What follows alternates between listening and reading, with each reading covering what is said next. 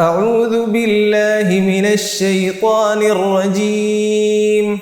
بسم الله الرحمن الرحيم. يا أيها الذين آمنوا كتب عليكم الصيام كما كتب على الذين من قبلكم لعلكم تتقون أياما معدودات.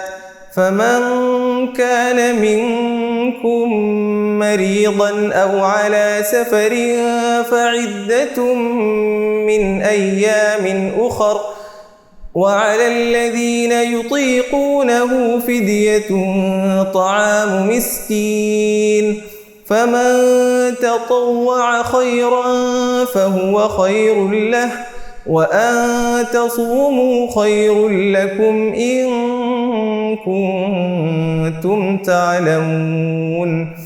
شهر رمضان الذي أنزل فيه القرآن هدى للناس وبينات من الهدى والفرقان، فمن شهد منكم الشهر فليصمه، ومن كان مريضا أو على سفر فعدة من أيام أخر، يريد الله بكم اليسر ولا يريد بكم العسر، ولتكملوا العدة ولتكبروا الله على ما هداكم ولعلكم تشكرون.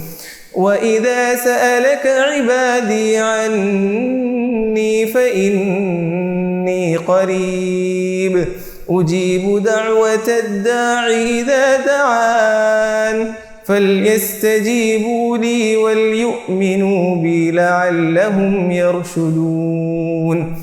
أحل لكم ليلة الصيام الرفث إلى نسائكم هن لباس لكم وأنتم لباس لهن، علم الله أنكم كنتم تختانون أنفسكم فتاب عليكم وعفى عنكم، فالآن باشروهن وابتغوا ما كتب الله لكم، وكلوا واشربوا حتى يتبين لكم الخيط الأبيض من الخيط الأسود من الفجر، ثم أتموا الصيام إلى الليل، ولا تباشروهن وأنتم عاكفون في المساجد، تلك حدود الله فلا تقربوها، كذلك يبين الله آياته للناس لعلهم يتقون. ولا تأكلوا أموالكم بينكم بالباطل وتدلوا بها إلى الحكام لتأكلوا فريقا من أموال الناس بالإثم وأنتم تعلمون. يسألونك عن الأهلة قل هي مواقيت للناس والحج، وليس البر بأن تأتوا البيوت من ظهورها ولكن البر من اتقى، وأتوا البيوت من أبوابها واتقوا الله لعلكم تفلحون. وقاتلوا في سبيل الله الذين يقاتلونكم ولا تعتدوا إن الله لا يحب المعتدين.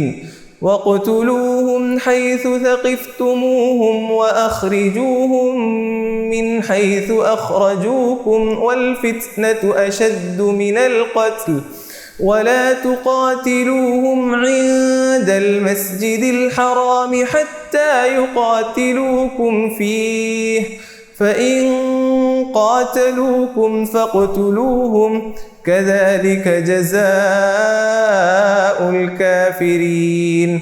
فإن انتهوا فإن الله غفور رحيم وقاتلوهم حتى لا تكون فتنة ويكون الدين لله فإن انتهوا فلا عدوان إلا على الظالمين الشهر الحرام بالشهر الحرام والحرمات قصاص فمن اعتدى عليكم فاعتدوا عليه بمثل ما اعتدى عليكم واتقوا الله واعلموا أن الله مع المتقين وأنفقوا في سبيل الله ولا تلقوا بأيديكم إلى التهلكة وأحسنوا إن الله يحب المحسنين صدق الله العظيم.